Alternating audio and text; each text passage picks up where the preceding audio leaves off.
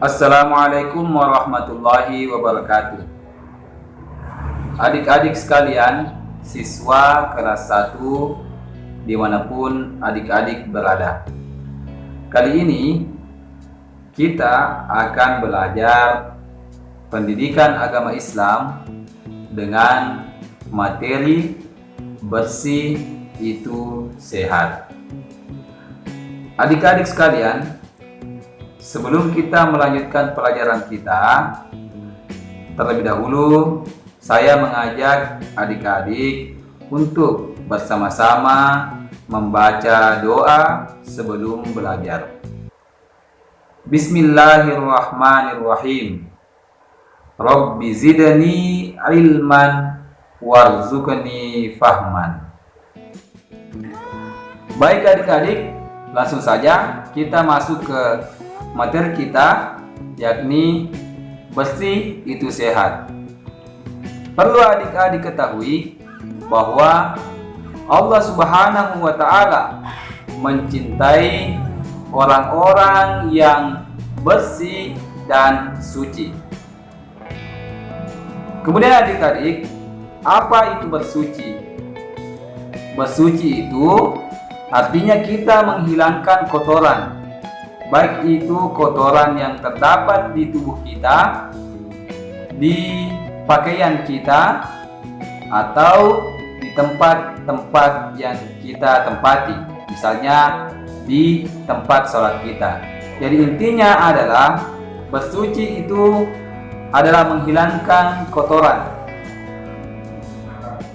Kemudian dengan apa kita bersuci? Jadi kita bersuci menggunakan air. Namun adik-adik sekalian, apabila kita tidak menemukan air, maka bisa kita bersuci dengan tisu atau batu.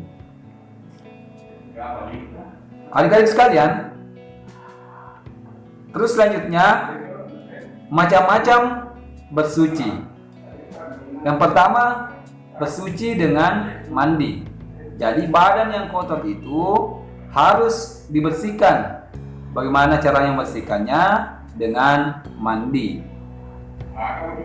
Kemudian yang kedua, kita bersuci dengan istinja, yakni ketika kita selesai buang hajat atau buang air besar ataupun buang air kecil, kita membersihkan setelah kita buang air itu. Kemudian selanjutnya adik-adik, tata cara bersuci, yaitu tata cara bersuci dengan mandi hendaknya dimulai dengan mengucapkan basmalah. Kemudian bersihkan seluruh anggota tubuh dengan air, dan alangkah baiknya ketika menggunakan sabun. Setelah mandi, ya keringkan badan dengan menggunakan handuk atau sarung. Kemudian istinja. Jadi setelah kita buang air besar atau buang air kecil, kita membersihkannya dengan beristinja. Beristinja dengan menggunakan air. Ketika kita tidak menemukan air, maka kita beristinja menggunakan tisu atau batu. Jadi adik-adik sekalian, hidup kita selalu harus bersih. Kita harus selalu hidup bersih, karena bersih itu adalah pangkal sehat. Bersih itu juga merupakan bagian dari iman. Terus, apa-apa saja yang perlu kita bersihkan? Yang pertama, badan harus bersih. Bagaimana caranya? Usahakan mandi 2 kali dalam sehari. Kemudian menggosok gigi dengan benar. Kemudian misalnya kuku yang panjang hendaknya dipotong. Itu semua agar badan kita menjadi bersih. Kemudian yang kedua, pakaian juga harus bersih. Jadi pakaian yang kotor hendaknya dicuci, dan pakaian juga itu harus rapi. Kemudian, barang-barang di sekitar kita juga harus bersih. Misalnya, setelah kita selesai makan, hendaknya piring, sendok, garpu, gelas, semuanya itu dibersihkan dengan cara dicuci. Kemudian alat belajar, ketika setelah belajar hendak dibersihkan, dirapikan. Kemudian tempat-tempat harus bersih. Misalnya pekarangan rumah kita harus selalu dibersihkan. Tempat kita melaksanakan sholat sebaiknya selalu dibersihkan. Kemudian tempat tidur kita, setelah kita bangun, hendaknya jangan meninggalkan tempat tidur sebelum dirapikan.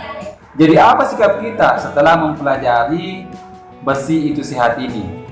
Jadi adik-adik harus tanamkan bahwa ketika ingin sehat, adik-adik harus selalu menjaga kebersihan.